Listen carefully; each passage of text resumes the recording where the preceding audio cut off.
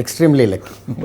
2018 result ನಂತರ ರಾಜ್ಯ ಒಂಥರ ಆಘಾತ ಪಡುವಂಥ ಬೆಳವಣಿಗೆ ಆಗಿಬಿಡ್ತು. ಮೈತ್ರಿ ಸರ್ಕಾರ ಏನು ಎಲೆಕ್ಷನ್ ಟೈಮ್ನಲ್ಲಿ JDSನಲ್ಲಿ ಎಸ್ ಅಂದರೆ ಸಂಘ ಪರಿವಾರ ಅಂತ ರಾಹುಲ್ ಗಾಂಧಿ ಅವ್ರ ಹತ್ರ ಭಾಷಣ ಮಾಡಿಸಿ ರಿಸಲ್ಟ್ ಬಂದು ಮಧ್ಯಾಹ್ನ ನಂತರ ನೋಡಿ, ಕುಮಾರಸ್ವಾಮಿ ಚೀಫ್ ಮಿನಿಸ್ಟರ್ ಮಾಡಿದ್ದು ಬಂದಿರಲಿಲ್ಲ ಕಾಂಗ್ರೆಸ್ನವ್ರ ಹತ್ರ.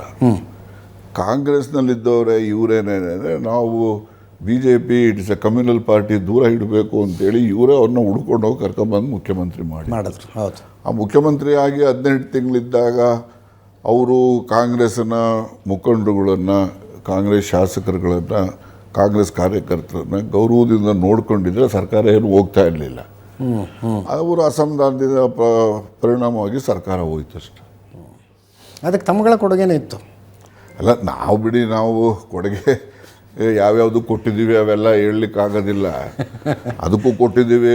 ನಮ್ಮ ಜಿಲ್ಲೆನಲ್ಲಿ ಬಸವರಾಜು ಇವ್ರು ದೇವೇಗೌಡರು ಸೋಲ್ಸೋಕ್ಕೂ ಕೂಡ ನಮ್ಮ ಕೊಡುಗೆ ಇದೆ. ಅದರಲ್ಲೆಲ್ಲ ನಾವೇನು ಮುಚ್ಚಿಲ್ಲ, ಮರೆಯಿಲ್ಲ, ಮಾಡಿದ್ವಿ. ಈಗ ಹಾಸನ್ಗೆ ಹೋದೆ ಇನ್ಚಾರ್ಜ್ ನನ್ನ ಮಂತ್ರಿಯಾಗಿ. ಹೌದು, ಹಾಸನಲ್ಲಿ JDS ಬೇಸದು, ಯಾರು ಕೂಡ ಶೇಕ್ ಮಾಡೋಕ್ಕಾಗಲ್ಲ.